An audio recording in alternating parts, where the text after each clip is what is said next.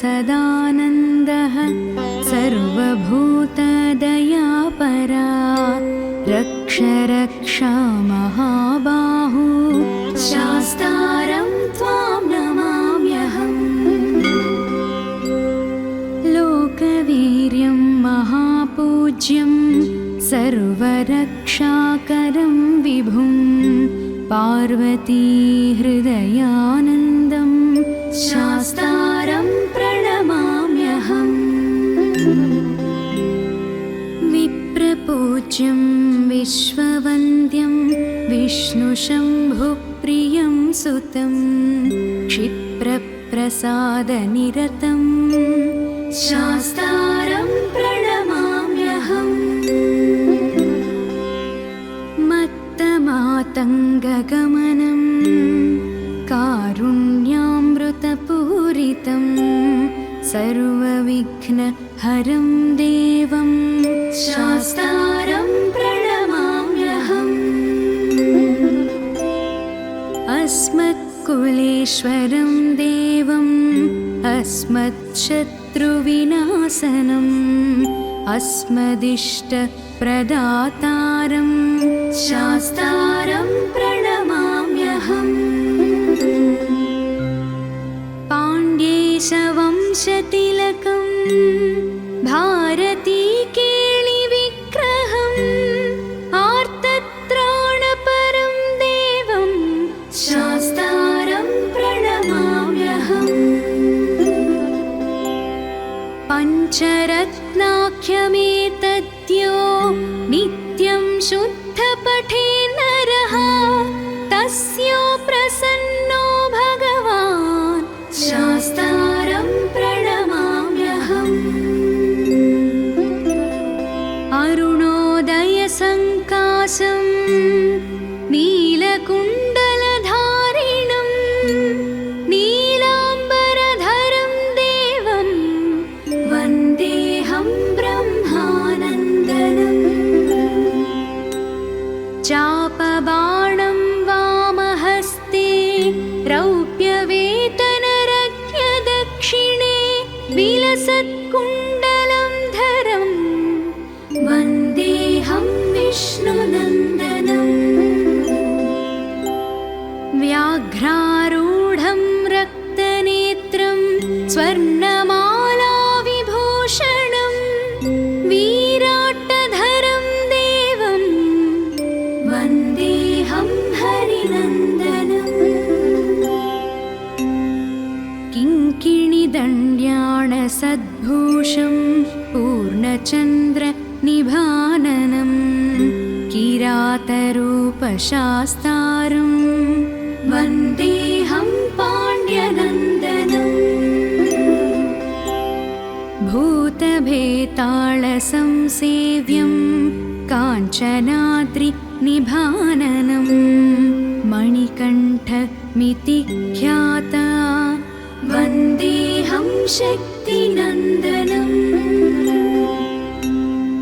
यस्य धन्वन्तरी माता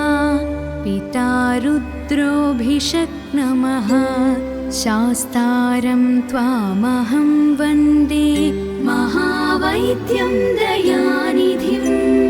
शास्तारं त्वामहं वन्दे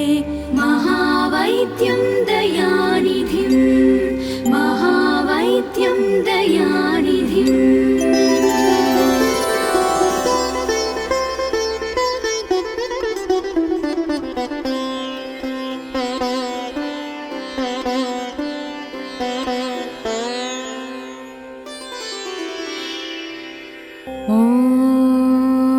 भूतनाथ सदानन्दः सर्वभूतदयापरा रक्ष रक्षा महाबाहु शास्तारं त्वां नमाम्यहम् लोकवीर्यं महापूज्यं सर्वरक्षाकरं विभुं पार्वतीहृदयानन्दं शास्तारं प्रणमाम्यहम् विप्रपूज्यं विश्ववन्द्यं विष्णुशम्भुप्रियं सुतं क्षिप्रप्रसादनिरतं शास्तारं प्रणमाम्यहम् मत्तमातङ्गगमनं कारुण्यामृतपूरितं सर्वविघ्नहरं देवं शास्तारं प्रणमाम्यहम् अस्मत्कुलेश्वरं देवम् अस्मत्शत्रुविनाशनम् अस्मदिष्टप्रदातारं शास्तारं प्रणमाम्यहम् पाण्ड्येशवंशतिलकं भारतीकेलिविग्रहम्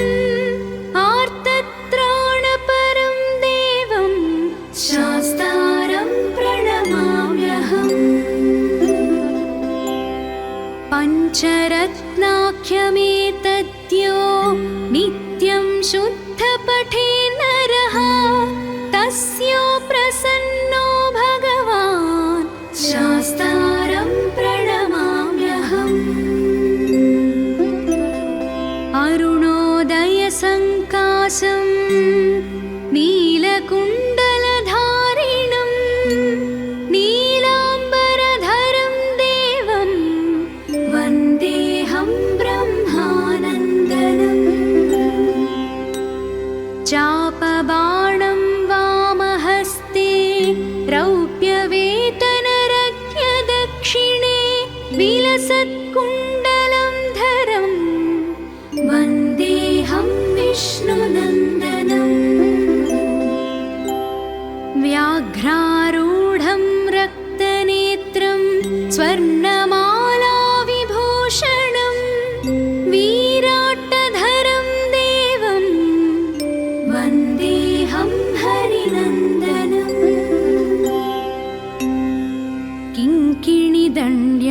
किङ्किणिदण्ड्याणसद्भूषं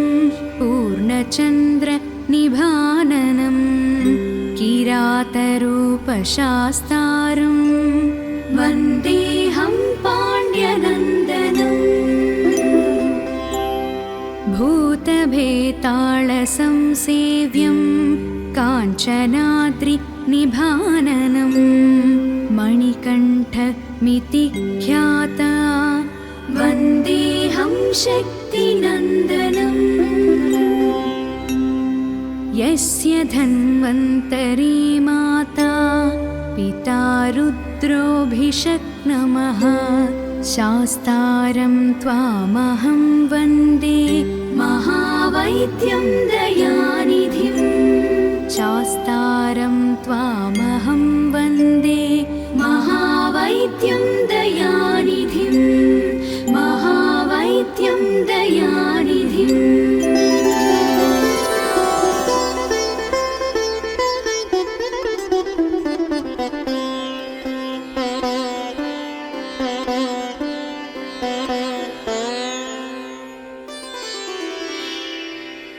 ॐ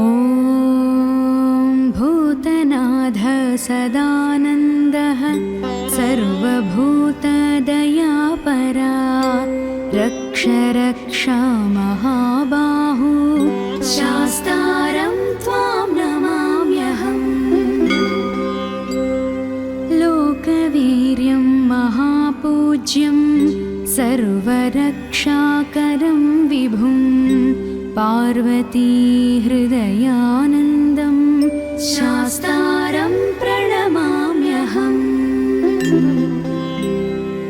विप्रपूज्यं विश्ववन्द्यं विष्णुशम्भुप्रियं सुतं क्षिप्रप्रसादनिरतं शास्तारं प्रणमाम्यहम् मत्तमातङ्गगमनं कारुण्यामृतपूरितं सर्वविघ्नहरं देवं शास्तारं प्रणमाम्यहम् अस्मत्कुलेश्वरं अस्मत्कुलेश्वरं देवम् अस्मच्छत्रुविनाशनम् अस्मदिष्टप्रदातारं शास्तारं प्रणमाम्यहम्। पाण्ड्येशवंशतिलकं भारतीकेलिविग्रहम् आर्तत्राणपरं देवं शास्तारं प्रणमाम्यहम्। पञ्चरत्नाख्यमेतद्यो नित्यं शुद्धपठे नरः तस्यो प्रसन्नो भगवान् शास्तारं प्रणमाम्यहम्। अरुणोदयसङ्काशं नीलकुण्डलधारिणं नीलाम्बरधरं देवं वन्देऽहं ब्रह्मानन्दनम्। चापबाणं वामहस्ते रौप्यवेतनरज्ञदक्षिणे विलसत्कुण्डलं धरं वन्देऽहं विष्णुनन्दनम्। व्याघ्रारूढं रक्तनेत्रं स्वर्णमालाविभूषणं वीराट्टधरं देवं वन्देऽहं हरिनन्दनम्। किङ्किणिदण्ड्याणसद्भूषं पूर्णचन्द्रनिभाननं किरातरूपशास्तारं वन्देऽहं पाण्ड्यनन्दनम्। भूतभेतालसंसेव्यं काञ्चनाद्रिनिभाननं मणिकण्ठमिति ख्याता वन्देऽहं शक्तिनन्दनम्। यस्य धन्वन्तरी माता पिता रुद्रोऽभिषक्नमः शास्तारं त्वामहं वन्दे महावैद्यं दयानिधिं। शास्तारं त्वामहं वन्दे महावैद्यं दयानिधिं महावैद्यं दयानिधिम्।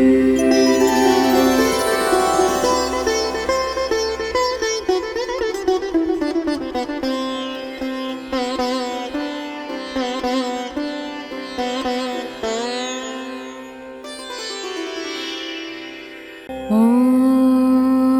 भूतनाथ सदानन्दः सर्वभूतदयापरा रक्ष रक्षा महाबाहु शास्तारं त्वां नमाम्यहम्। लोकवीर्यं महापूज्यं सर्वरक्षाकरं विभुं पार्वतीहृदयानन्दं शास्तारं प्रणमाम्यहम्। विप्रपूज्यं विश्ववन्द्यं विष्णुशम्भुप्रियं सुतं क्षिप्रप्रसादनिरतं शास्तारं प्रणमाम्यहम्। मत्तमातङ्गगमनं कारुण्यामृतपूरितं सर्वविघ्नहरं देवं शास्तारं प्रणमाम्यहम्। अस्मत्कुलेश्वरं देवम् अस्मच्छत्रुविनाशनम् अस्मदिष्टप्रदातारं शास्तारं प्रणमाम्यहम्। पाण्ड्येशवंशतिलकं भारतीकेलिविग्रहम् आर्तत्राणपरं देवं शास्तारं प्रणमाम्यहम्। पञ्चरत्नाख्यमेतद्यो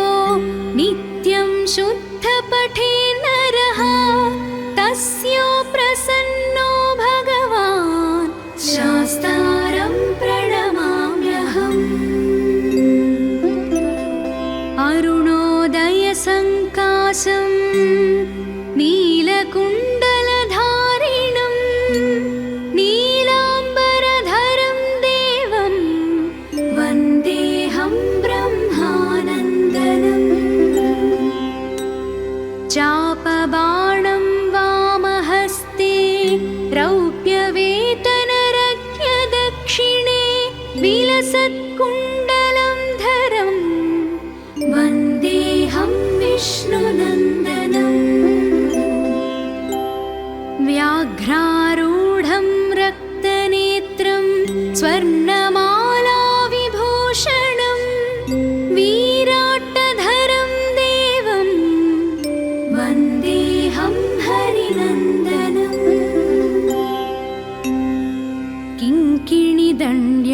किङ्किणिदण्ड्याणसद्भूषं पूर्णचन्द्रनिभाननं किरातरूपशास्तारं वन्देऽहं पाण्ड्यनन्दनम्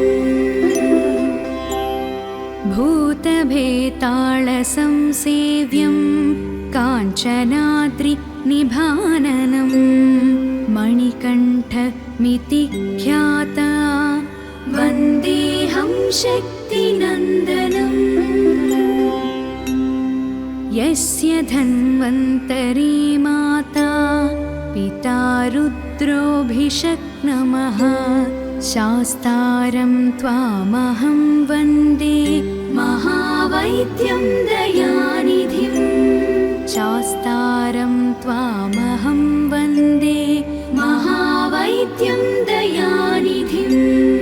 महावैद्यं दयानिधिम्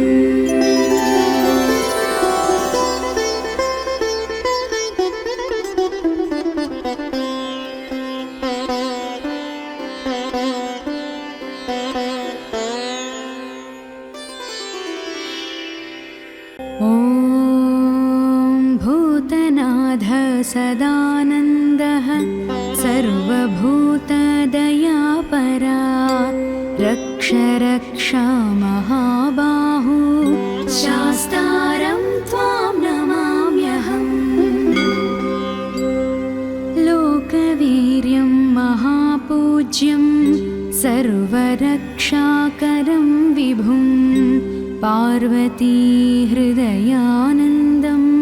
शास्तारं प्रणमाम्यहम् विप्रपूज्यं विश्ववन्द्यं विष्णुशम्भुप्रियं सुतं क्षिप्रप्रसादनिरतं शास्तारं प्रणमाम्यहम् मत्तमातङ्गगमनं कारुण्यामृतपूरितं सर्वविघ्नहरं देवं शास्तारं प्रणमाम्यहम् अस्मत्कुलेश्वरं देवम् अस्मत्शत्रुविनाशनम् अस्मदिष्टप्रदातारं शास्तारं प्रणमाम्यहम् पाण्ड्येशवंशतिलकं भारतीकेलिविग्रहम् आर्तत्राणपरं देवं शास्तारं प्रणमाम्यहम् पञ्चरत्नाख्यमेतद्यो नित्यं शुद्धपठे नरः तस्य प्रसन्नो भगवान् शास्तारं प्रणमाम्यहम् अरुणोदयसङ्कासं नीलकुण्डलधारिणं नीलाम्बरधरं देवं वन्देऽहं ब्रह्मानन्दनम् चापबाणं वामहस्ते रौप्यवेतनरज्ञ दक्षिणे विलसत्कुण्डलं धरं वन्देऽहं विष्णुनन्दनम् व्याघ्रारूढं रक्तनेत्रं स्वर्णमालाविभूषणं वीराट्टधरं देवं वन्देऽहं हरिनन्दनम् किङ्किणिदण्ड्याणसद्भूषं पूर्णचन्द्रनिभाननं किरातरूपशास्तारं वन्देऽहं पाण्ड्यनन्दनम्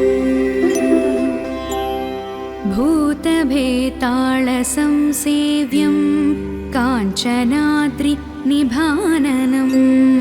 मणिकण्ठमिति ख्याता वन्देऽहं शक्तिनन्दनम् यस्य धन्वन्तरी माता पिता रुद्रोऽभिषक्नमः शास्तारं त्वामहं वन्दे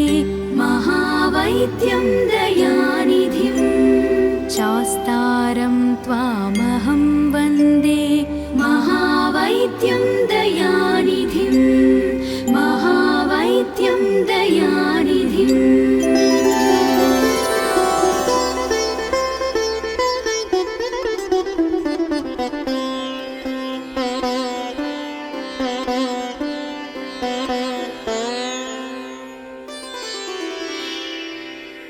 ॐ भूतनाथ सदानन्दः सर्वभूतदयापरा रक्ष रक्ष महाबाहु शास्तारं त्वां नमाम्यहम् लोकवीर्यं महापूज्यं सर्वरक्षाकरं विभुं पार्वती हृदयानन्दं शास्तारं प्रणमाम्यहम् विप्रपूज्यं विश्ववन्द्यं विष्णुशम्भुप्रियं सुतं क्षिप्रप्रसादनिरतं शास्तारं प्रणमाम्यहम् मत्तमातङ्गगमनं कारुण्यामृतपूरितं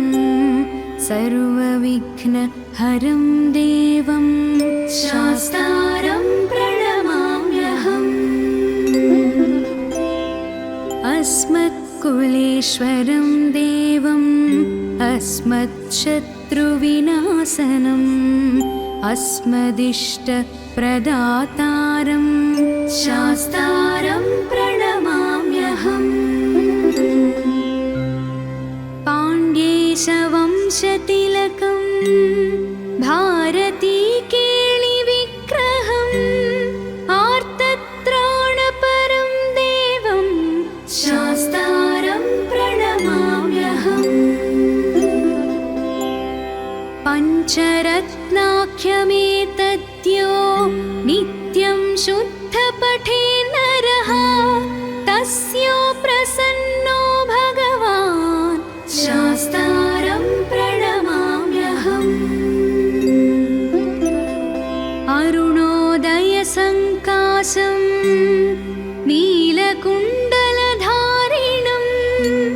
नीलाम्बरधरं देवं वन्देऽहं ब्रह्मानन्दनम् चापबाणं वामहस्ते रौप्यवेतनरज्ञदक्षिणे विलसत्कुण्डलं धरं वन्देऽहं विष्णुनन्दनम् व्याघ्रारूढं रक्तनेत्रं स्वर्णमालाविभूषणं वीराट्टधरं देवं वन्देऽहं हरिनन्दनम्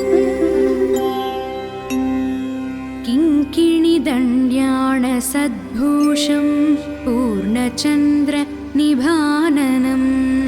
किरातरूपशास्तारं वन्देऽहं पाण्ड्यनन्दनम् भूतभेतालसंसेव्यं काञ्चनाद्रिनिभाननं मणिकण्ठमितिख्याता वन्देऽहं शक्तिनन्दनम् यस्य धन्वन्तरी माता पिता रुद्रोऽभिषक्नमः शास्तारं त्वामहं वन्दे महावैद्यं दयानिधिं शास्तारं त्वामहं वन्दे महावैद्यं दयानिधिं महावैद्यं दयानिधिम्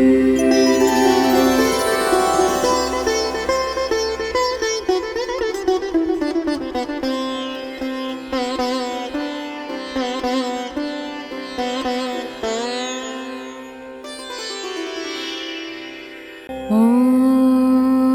भूतनाथ सदानन्दः सर्वभूतदयापरा रक्ष रक्षा महाबाहु शास्तारं त्वां नमाम्यहम् लोकवीर्यं महापूज्यं सर्वरक्षाकरं विभुं पार्वती हृदयानन्दं शास्तारं प्रणमाम्यहम् विप्रपूज्यं विश्ववन्द्यं विष्णुशम्भुप्रियं सुतं क्षिप्रप्रसादनिरतं शास्तारं प्रणमाम्यहम् मत्तमातङ्गगमनं कारुण्यामृतपूरितं सर्वविघ्नहरं देवं शास्तारं प्रणमाम्यहम् अस्मत्कुलेश्वरं देवम् अस्मत्शत्रुविनाशनम् अस्मदिष्टप्रदातारं शास्तारं प्रणमाम्यहम् पाण्ड्येशवंशतिलकं भारतीकेलिविग्रहम् आर्तत्राणपरं देवं शास्तारं प्रणमाम्यहम्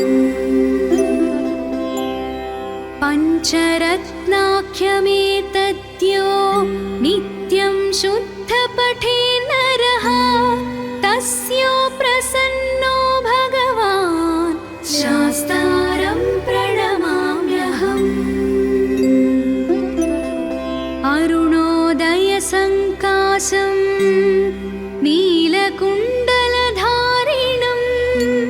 नीलाम्बरधरं देवं वन्देऽहं ब्रह्मानन्दनम्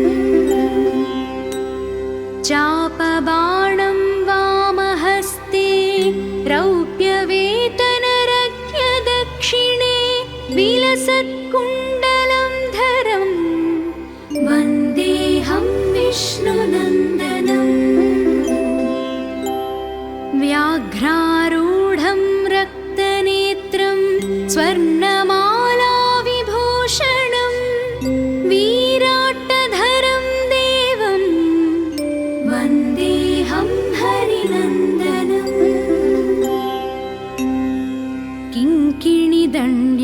किङ्किणिदण्ड्याणसद्भूषं पूर्णचन्द्रनिभाननं किरातरूपशास्तारं वन्देऽहं पाण्ड्यनन्दनम् भूतभेतालसंसेव्यं काञ्चनाद्रिनिभाननं मणिकण्ठमितिख्याता वन्देऽहं शक्तिनन्दनम् यस्य धन्वन्तरी माता पिता रुद्रोऽभिषक्नमः शास्तारं त्वामहं वन्दे महावैद्यं दयानिधिं शास्तारं त्वामहं वन्दे महावैद्यं दयानिधिं दयानिधिम्